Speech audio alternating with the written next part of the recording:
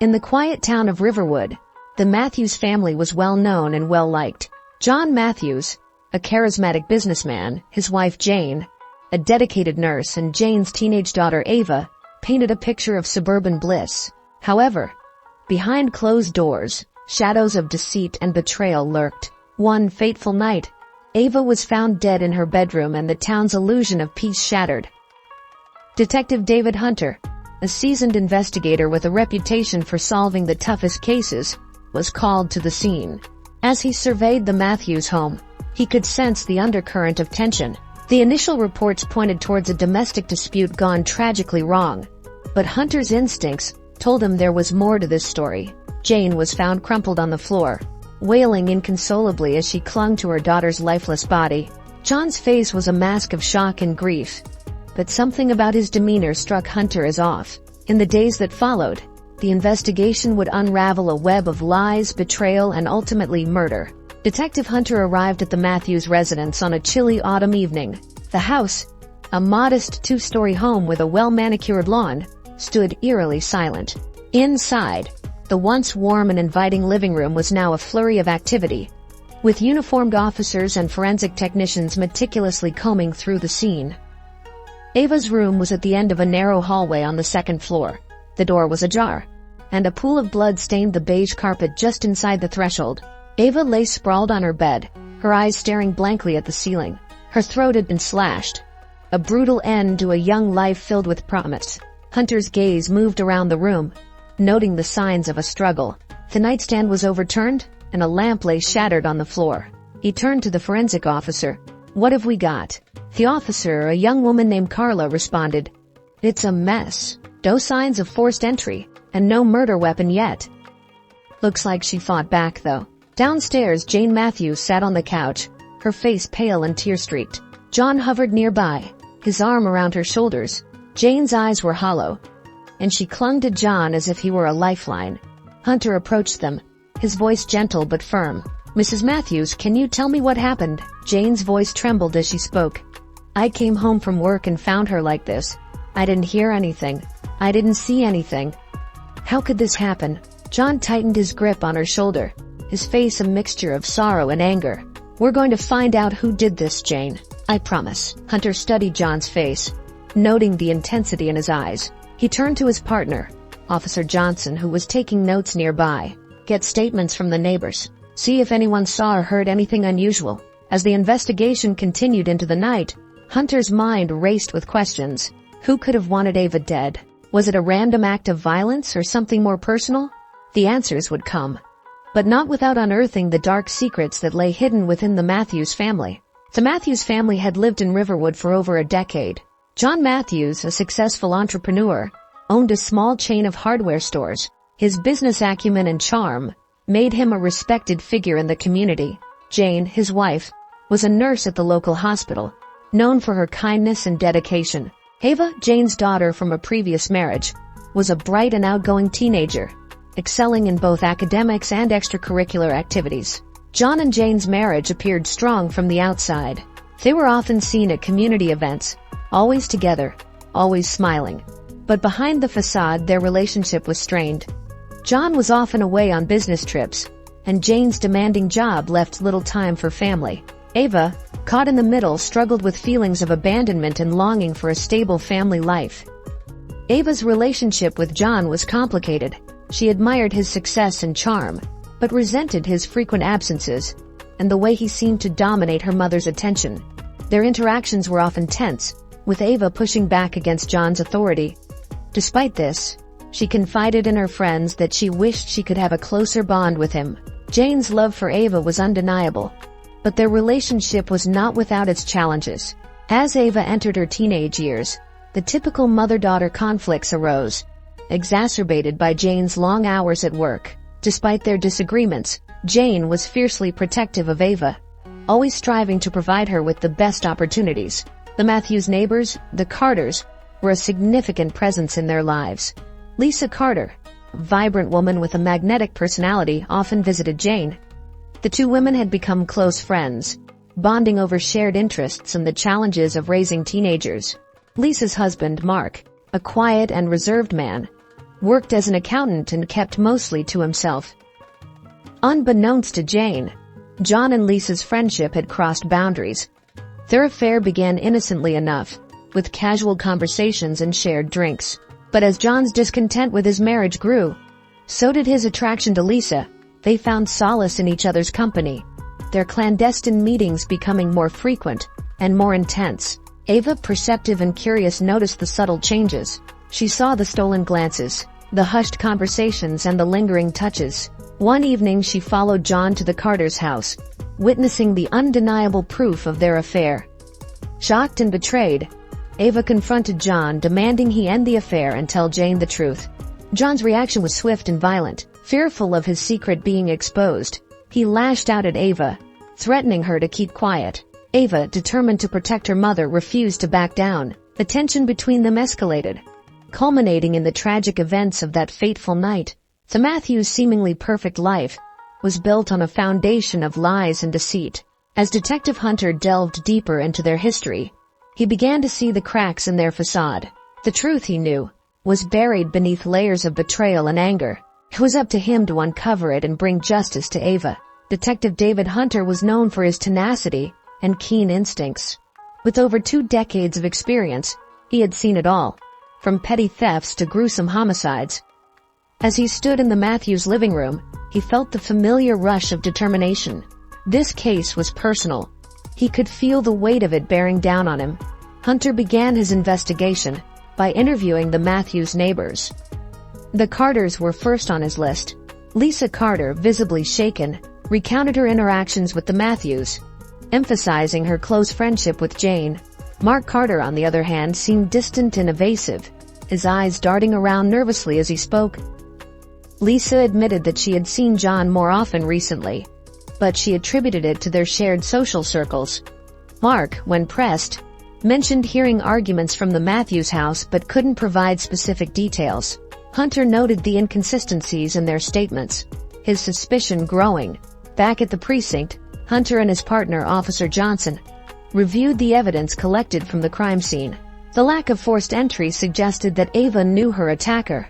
The struggle indicated she fought back, which meant the killer likely bore defensive wounds. Hunter decided to focus on the Matthews family dynamics. He arranged an interview with Jane, hoping to gain more insight into her relationship with Ava and John. Jane, still reeling from the shock, struggled to articulate her thoughts. She described Ava as a loving but headstrong teenager, often clashing with John over trivial matters. "Did you notice any changes in John's behavior recently?" Hunter asked, leaning forward. Jane hesitated, then nodded. "He seemed more distant, more stressed. I thought it was work-related. He was traveling a lot, and we hardly had time together." Hunter's mind raced. The frequent business trips could be a cover for something else. He needed more information about John's activities and interactions outside the family. The next day, Hunter visited John's office. His colleagues painted a picture of a dedicated but increasingly irritable man.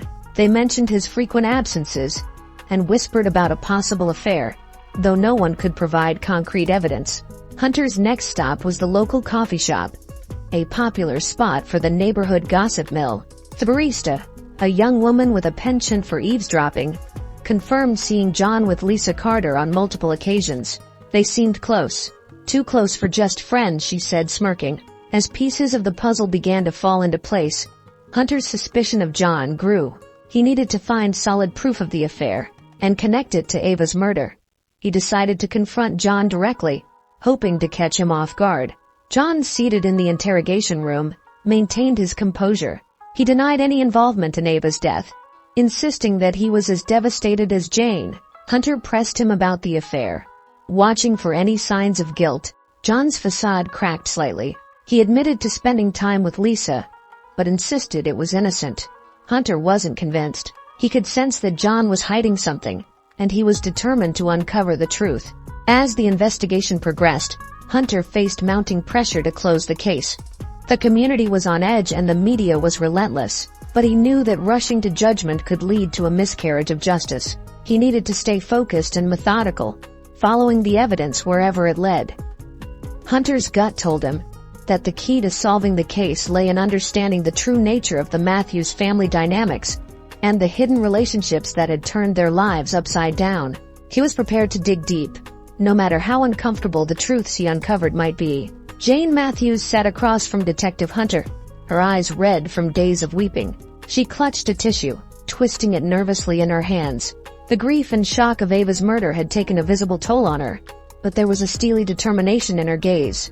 "Detective Hunter, I need you to understand. I loved my daughter more than anything," she began, her voice trembling. "We had our arguments, yes. But what mother and teenage daughter don't? She was everything to me." Hunter nodded, encouraging her to continue. "Tell me about the night Ava was killed. Where were you and what did you do?" "I was at the hospital, working a double shift. One of the nurses called in sick, and I had to cover for her. I left the house around 6 p.m. and didn't get back until after midnight. When I walked in and found Ava," Jane's voice broke, and she took a moment to compose herself. "Did you notice anything unusual when you came home?" Hunter asked gently. Jane shook her head. "No, everything seemed normal. The door was locked, and there were no signs of forced entry. I went straight to Ava's room to check on her, and that's when I found her." Hunter leaned back, considering her words. Jane's alibi seemed solid, and her genuine grief was evident. But there was still the matter of her relationship with Ava, and the tension that had been brewing in their household. "Jane, I've spoken with some of your neighbors and colleagues. They mentioned that Ava and John didn't always get along. Can you tell me more about that?"